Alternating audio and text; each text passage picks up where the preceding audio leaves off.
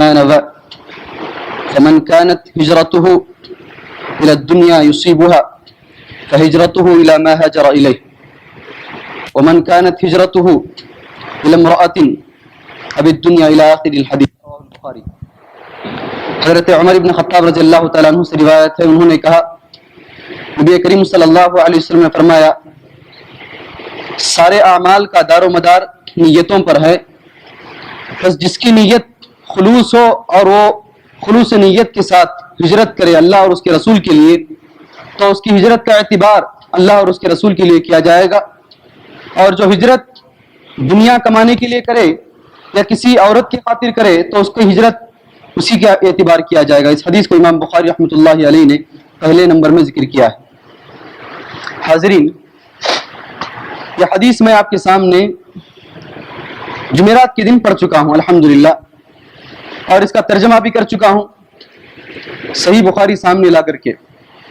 میں نے جمعرات کے دن ہی کہا تھا آپ سے کہ انشاءاللہ العزیز بروز ہفتہ ہم نماز کے سلسلے میں صفت الصلاۃ کے بارے میں پڑھیں گے، لیکن اتفاق سے ہفتے کے دن وہ نہیں ہو سکا.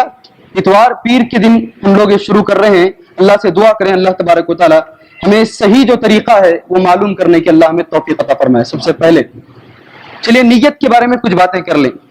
میں 2-3 مرتبہ آپ کے سامنے نیت کے تعلق سے درس دے چکا ہوں، 2-3 بار. پہلی بار میں نے آپ کے سامنے کہا امام بخاری رحمۃ اللہ علیہ نے نیت کے اس حدیث کو اپنی کتاب کے اندر پہلے نمبر میں ذکر کیا ہے، اور اس کا ٹاپک امام بخاری رحمۃ اللہ علیہ نے کتاب بدء الوحی، وحی کی ابتدا کیسے ہوئی، کس طریقے سے اللہ کے نبی صلی اللہ علیہ وسلم کو وحی ملی، اس ٹاپک کے اندر امام بخاری رحمۃ اللہ علیہ نے نیت کی حدیث کو پیش کیا ہے. وہاں میں نے وجہ بتائی تھی کہ آخر امام بخاری رحمۃ اللہ علیہ نے اس ٹاپک میں اس باب کے اندر اس حدیث کو کیوں پیش کیا. 2-3 مرتبہ میں یہ وجہ آپ کے سامنے بیان کر چکا ہوں. ابن حجر رحمۃ اللہ علیہ وجہ بیان کیے ہیں، بتا سکتے ہیں آپ میں سے؟ امام بخاری رحمۃ اللہ علیہ نے پہلی حدیث اس کو ذکر کیا ہے، اور حدیث کے جو باب باندھا ہے، جو ٹاپک باندھا ہے کتاب بدء الوحی، کس طریقے سے وحی شروع ہوئی، اس کے اندر انہوں نے اس حدیث کو پیش کیا ہے. بتائیں آپ میں سے کوئی؟ میری زبان سے 3 مرتبہ اور بہت سارے علماء کرام کی زبانوں سے کئی مرتبہ آپ نے سنا ہے. بتائیں بھائی. سرخ آنکھ والے جن کو نیند کا غلبہ ہے وہ بتانے کی کوشش کریں تاکہ نیند بھاگے ان کی. جی آپ بتائیے ادھر سے، بتاؤ بھائی کچھ تو بولو. 3 بار میں کہہ چکا ہوں یہ بات. امام بخاری رحمۃ اللہ علیہ نے کتاب بدء الوحی میں نیت کی حدیث کو کیوں پیش کیا؟ بھائی بات ہونی چاہیے تھی کیسے وحی شروع ہوئی، کیسے اللہ کے نبی صلی اللہ علیہ وسلم پر وحی اتری. تو غار حرا کا واقعہ پیش کرنا چاہیے تھا کہ اللہ کے نبی صلی اللہ علیہ وسلم رات کے اندھیرے میں بیٹھے ہوئے تھے، فرشتہ جو سامنے آیا اس نے اقرا بسم ربک الذی خلق پڑھنے کے لیے کہا. یہ پیش کرنا چاہیے تھا. وہی کیسے شروع ہوئی اس میں یہ نہ آنا چاہیے. اس کے بجائے امام بخاری رحمۃ اللہ علیہ نے نیت کی حدیث کو پیش کیا ہے. وجہ کیا ہے؟ نہیں بتا سکتے؟ چلیں یاد رکھیں، اس کو یاد رکھیں. یاد رکھنے کے لیے بات کہی جاتی ہے. وجہ یہ ہے سارے اعمال کا دار و مدار سنت پر ہے. کس پر ہے؟ سنت پر ہے. کس پر ہے سارے اعمال کا دار و مدار؟ سنت پر. سنت بولے تو حدیث پر. اور حدیث کیسے معلوم ہوتی ہے؟ وحی کے ذریعے سے. بھائی آپ کو یہ بات معلوم ہوئی ہے، یہ سنت ہے، قرآن و حدیث کی بات معلوم ہوئی ہے. کیسے معلوم ہوئی؟ وحی کے ذریعے سے نا. یہ عمل کرنا ہے بول کر اللہ کے نبی صلی اللہ علیہ وسلم اگر بتائیں گے تبھی تو آپ عمل کریں گے. تو معلوم یہ ہوا عمل آپ اسی وقت کر سکتے ہیں جب آپ کو قرآن و حدیث کی بات معلوم ہو. تو اور قرآن و حدیث کی بات کا پورا تعلق وحی سے ہے. بات سمجھیے اس کو، گرچہ کہ سمجھنے کی بات ہے. اسی لیے کتاب بدء الوحی کے اندر امام بخاری رحمۃ اللہ علیہ نے نیت کے باب سے شروع کیا. نیت کا دار و اعمال کا دار و مدار نیت پر ہے. اعمال کا جو دار و مدار ہے نیت پر ہے، اور عمل اس وقت تک نہیں کر سکتے جب تک کہ آپ کو حدیث معلوم نہ ہو. اور حدیث معلوم ہوتی ہے وحی سے. اس لیے وحی کے باب میں انہوں نے نیت کی حدیث کو پیش کیا. ابھی بھی سمجھ میں نہیں آیا؟ نہیں کیا مولوی صاحب تمہیں میتھمیٹک کرا رہی ہیں؟ بیٹھ کو کہتی تمہیں یہاں بیٹھ کر آپ میتھمیٹک کرا رہے ہیں بول کر. نہیں، میں ایک اور مرتبہ کہتا ہوں، دیکھیے جو بھی عمل ہوتا ہے نیت پر ہوتا ہے، اور آپ عمل اس وقت تک نہیں کر سکتے جب تک کہ آپ کو علم نہ ہو. چلیے یہ بات سن لیں. آپ عمل اس وقت تک، مثال کے طور پر میں کہوں آپ سے بھائی نماز پڑھیے، نماز کا طریقہ نہیں معلوم ہے، کہاں سے پڑھیں گے؟ آپ نہیں پڑھ سکتے نا. تو جب تک علم نہ معلوم ہو اس وقت تک عمل نہیں ہو سکتا. اور علم کا جو بیس مین سورس ہے، جو اصل ذریعہ ہے وہ ہے وحی.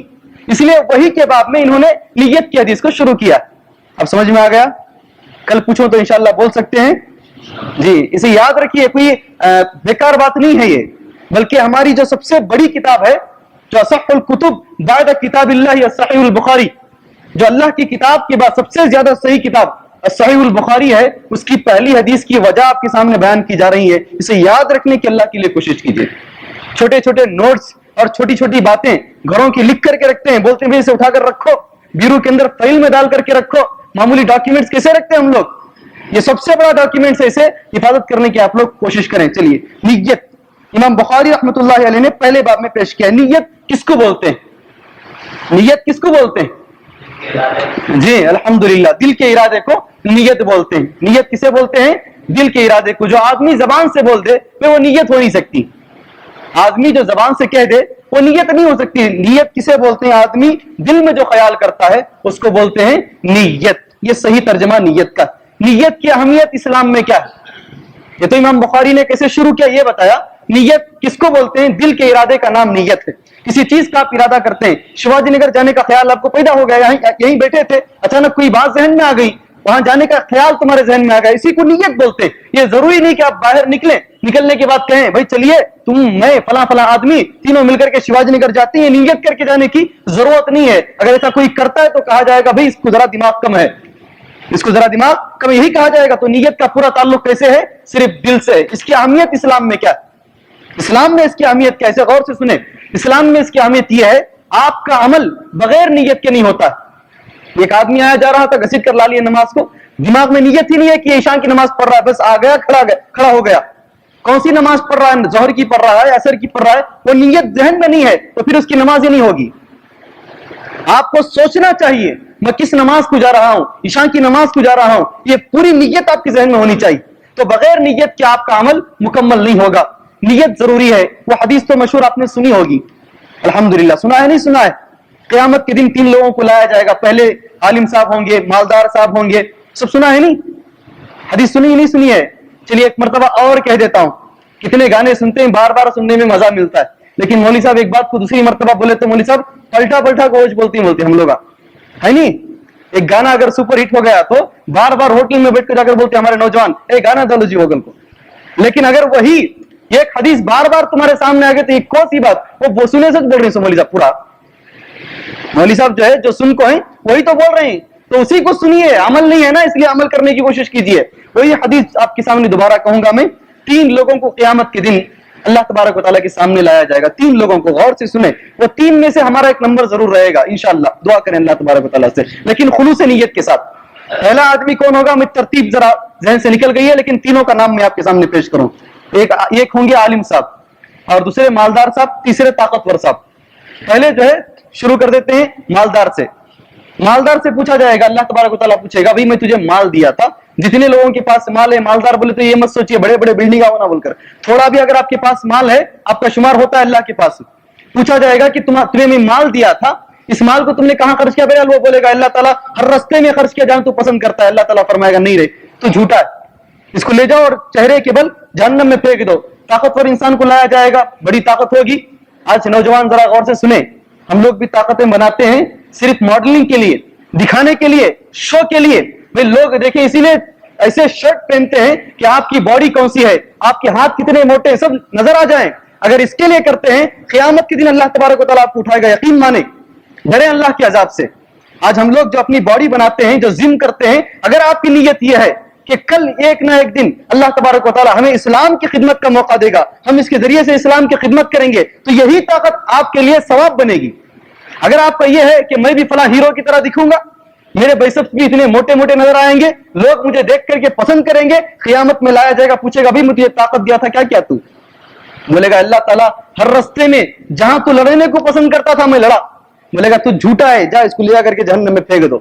سوچ لیجئے, گرچہ کہ حدیث موجود ہے المؤمن القوی خیر من المؤمن الضعیف, طاقتور کمزور سے بہتر ہے, لیکن یہ طاقت ریاکاری کے لیے نہ ہو, یہ طاقت اللہ کے لیے ہو, تو اس کو بھی جہنم میں ڈال دیا جائے گا. نیت صحیح رکھیے ہمیشہ.